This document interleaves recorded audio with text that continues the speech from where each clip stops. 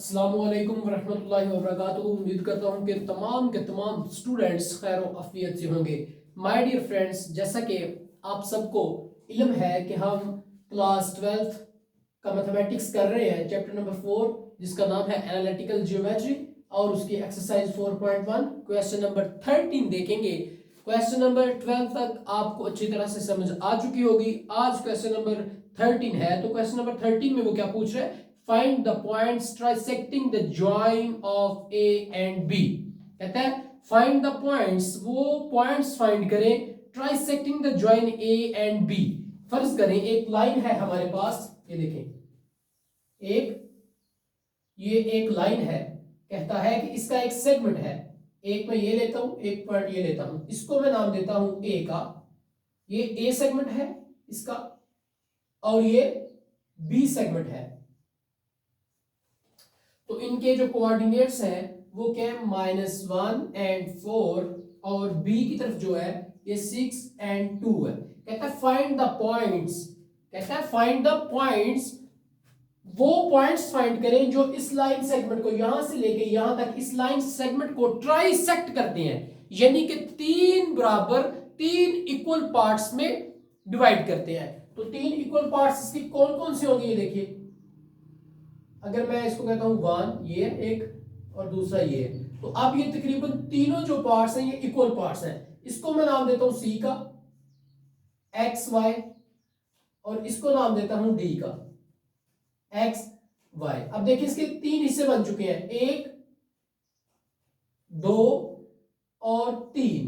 कहता है कि वो पॉइंट्स फाइंड करें जो इस लाइन सेगमेंट ए और बी को तीन हिस्सों में डिवाइड करें। तो अगर मैं ए और बी के दरमियान इक्वली पार्ट, दो इक्वल पार्ट लेता हूं, सी और डी, दो पॉइंट लेता हूं, तो वो ए और बी वाले लाइन सेगमेंट को तीन हिस्सों में कंप्लीटली इक्वली डिवाइड कर देंगे। ये देखिए, यहां से लेके यहां तक जितना फासला है उतना ही यहां से लेके यहां तक है, और उतना ही फासला यहां से यहां तक है। तो फिर आप कह सकते हो पॉइंट सी और डी लाइन सेगमेंट ए और बी को तीन हिस्सों में डिवाइड कर रहे हैं। कितने हिस्सों में? तीन हिस्सों में डिवाइड कर रहे हैं। अगर मैं सी को डिफाइन करना चाहता हूं, यानी सी का एक्स कोऑर्डिनेट और वाई कोऑर्डिनेट निकालना चाहता हूं, तो मैं लिखूंगा the point CXY divides line segment A and B into 1 and 2 parts। ठीक है, और 1 और 2 पार्ट्स को अगर रेशो में लिखूं तो क्या लिखूंगा? 1:2। अब देखें, अगर सी पॉइंट की बात करें तो सी पॉइंट ए और बी वाला जो लाइन सेगमेंट है उसे सी वाला पॉइंट 2 और 1 हिस्से में डिवाइड कर रहा है, 1 और 2 हिस्से में। देखिए इसकी लेफ्ट साइड पे एक हिस्सा है, और इसकी फिर राइट साइड पे कितने हिस्से हैं जी? 2। तो फिर जो सी पॉइंट है वो इस लाइन सेगमेंट को 1 और 2 की रेशो में कट कर रहा है, यानी कि हम ऐसे लिख सकते हैं 1:2। ठीक है, तो इसमें जो ये वाली वैल्यू है 1, ये R1 है आपके पास, और ये जो 2 है ये आपके पास R2 है। समझ आ गई? तो हमने इसके कोऑर्डिनेट्स फाइंड करने हैं। C is equal XY। अब इसके कोऑर्डिनेट्स फाइंड करेंगे तो ये रेशो में डिवाइड कर रहा है, तो फिर रेशो फार्मूला इस्तेमाल करेंगे। तो रेशो फार्मूले में सबसे पहले हम x का कोऑर्डिनेट कैसे फाइंड करेंगे? R1 x2 प्लस, अब R1 हो चुका है तो इधर R2 आ जाएगा, x2 हो चुका है तो x1 आ जाएगा, divides bye R1 plus R2, comma. अब हमने y का कोऑर्डिनेट फाइंड करना है, तो वो कैसे करेंगे? R1 y2 plus R2 y1 divides bye R1 plus R2। तो अब आपने जस्ट वैल्यूज को पुट करना है तो आप इसकी कीमत निकाल पाएंगे। R1 क्या है आपके पास? 1। R2 आपके पास क्या है? A और B को, ये C जो है ये 1 और 2 रेशो में डिवाइड कर रहा है, तो इधर x2 क्या होगा? ये अगर x है ये y है, ये x है ये भी y है, तो दोनों में फर्क डालने के लिए इसे 1 1 कह दूंगा, इसे 2 2 कह दूंगा। तो आपके पास x2 की वैल्यू 6 आ चुकी है, प्लस r2 कितना जी 2, तो वो इधर पुट कर दे। और x1 कितना है, ये आपके पास -1, तो r1 आपके पास 1 है, प्लस r2 आपके पास 2 है। ऐसे ही आपने इधर भी वैल्यूज पुट करनी है, r1 की वैल्यू पुट कर दे, फिर y2 ये आपके पास y2 है, फिर r2 ये है, और y1 आपके पास क्या है ये। तो आप जस्ट वैल्यूज को पुट करें और नीचे 1 + 2 आ जाएगा r1 और r2 की जगह। तो आप इन्हें सॉल्व करें, इसे सिंप्लीफाई करें, तो आपके पास x और y यानी c के कोऑर्डिनेट्स फाइंड हो जाएंगे। एक वैल्यू आपके पास इधर आएगी, दूसरी वैल्यू आपके पास इधर आएगी। तो x की वैल्यू आपके पास ये पहली वाली होगी और y की वैल्यू ये सेकंड वाली होगी। इस तरह से आप c जो पॉइंट है, जो लाइन सेगमेंट a और b को 1:2 में डिवाइड करता है, उसके कोऑर्डिनेट्स फाइंड हो जाएंगे। ऐसे ही माय डियर फ्रेंड्स, हम अब पॉइंट डी की बात करते हैं। तो पॉइंट डी क्या कर रहा है जी, ये पॉइंट डी है। अब सी के हवाले से मैंने जितना वर्क किया इस लाइन के ऊपर, उसे मैं रेज करता चलूं। ये देखें, अब हम डी के लिहाज से इस चीज को देखते हैं। ये देखें, अब इस डी पॉइंट को देखें कि ये डी पॉइंट जो है, ये इस लाइन सेगमेंट ए और बी को 2 और 1 हिस्से में कंप्लीटली डिवाइड कर रहा है जी। यानी कि डी से आगे कितना हिस्सा है, 1। डी से आगे सिर्फ 1 हिस्सा पड़ा हुआ है, ये देखिए यहां तक। और डी से लेफ्ट साइड पे कितने हिस्से पड़े हैं, ये 2।